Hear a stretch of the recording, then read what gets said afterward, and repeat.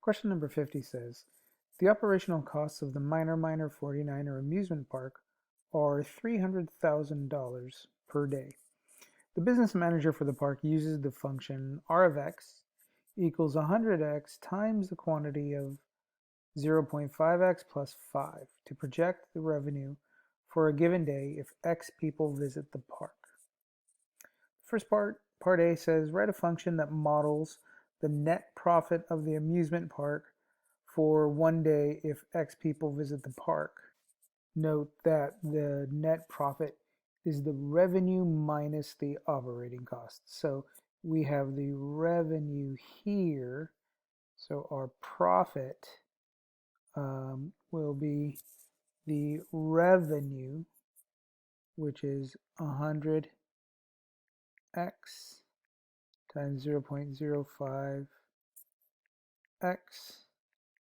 plus 5 minus the operating costs, which are 300,000. So we'll just subtract 300,000 from that. Okay, so for part A, let's rewrite our function here. Our function will be our profit in terms of people, or P of x, is 100x times 0.05x plus 5 minus the 300,000. So that's part A. It says, for what numbers of visitors would the park lose money? So if our profit is less than 0, then we lose money. So let's take that function, part B, let's take that function and say 100x times 0.05x plus 5 minus 300, and say that we lose money when that is less than 0. In the previous problem, you saw that something happened when we were looking at when the car was underground. It was a different situation than the car was overground, or above ground, rather. So we need to be able to distinguish these different regions, right? On your number line, you had different truth values for under and over based on where we were on going along that x-axis. So we want to use the 0 to help us find our test points. So what we'll do is we'll take our equation, or I'm sorry, we'll take our inequality and we'll make it an equation.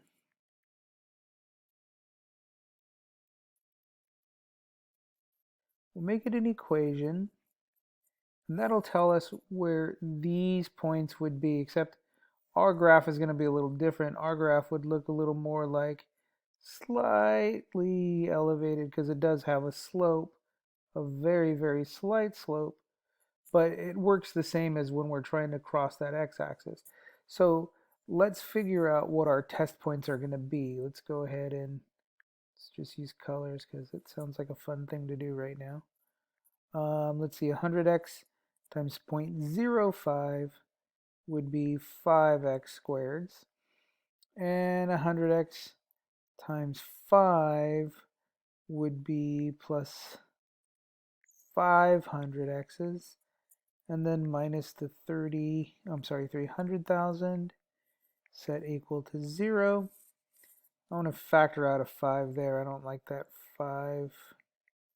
So we'll get rid of it. Plus 100 x minus 60,000 equals 0. And basically, we can cancel out the 5, right? If we divided both sides by 5, we would just get x squared plus 100x minus 60,000. Nope. Yep, 60,000 equals 0. And then we could use our diamond problem.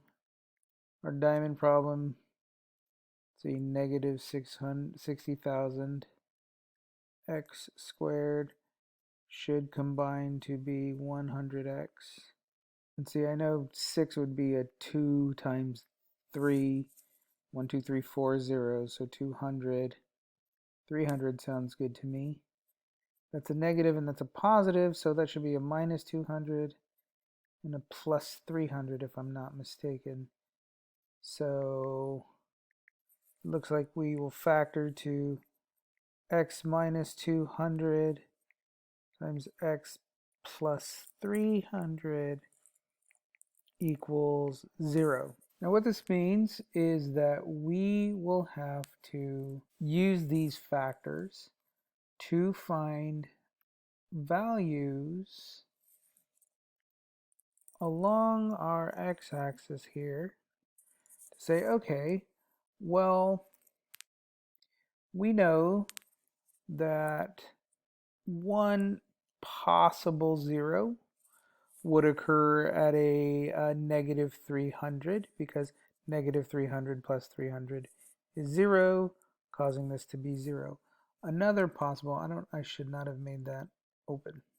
I mean closed. Let's see, negative 300. And another possible 0 would be at a positive 200. And what we have to do now in order to graph this correctly to find out which values would put us below profit, meaning just like the roller coaster car was below ground, is we need to test something in each of these regions from a negative infinity to negative 300 and then from 200 to infinity. But also we need to know something about what goes on in between negative 300 and 200. And I always think that the easiest test value, as long as it's not one of your points, one of your boundary points, I always like to test the easiest value. So I'm going to go ahead and put 0 into my original inequality. We go back to the top and we see that we use that. We can put it there, less than 0, or we can just substitute it in right here with this version of it, since that's just a factored form of that same inequality. So we'll say, is it true that 0 minus 200 times 0 plus 300, is that going to be less than 0? So let's take a look. Let's see, negative 200 times 300, as we saw before, is a negative 60,000. That's certainly less than 0. So we know that any value in this region here between the negative 300 and the 200, that will be true. Let's take a negative 400. Just for giggles. What would happen if I put in a negative 400 to my equation? So we'll say negative 400 minus 200 times negative 400 plus 300. Is that going to be less than 0?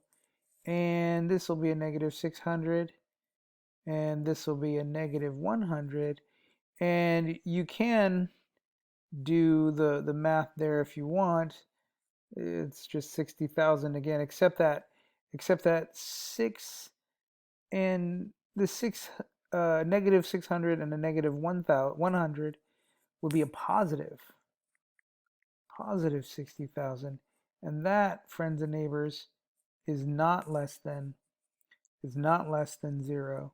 So any number outside that boundary is going to be false. Any number outside the boundary also going this way is going to be false.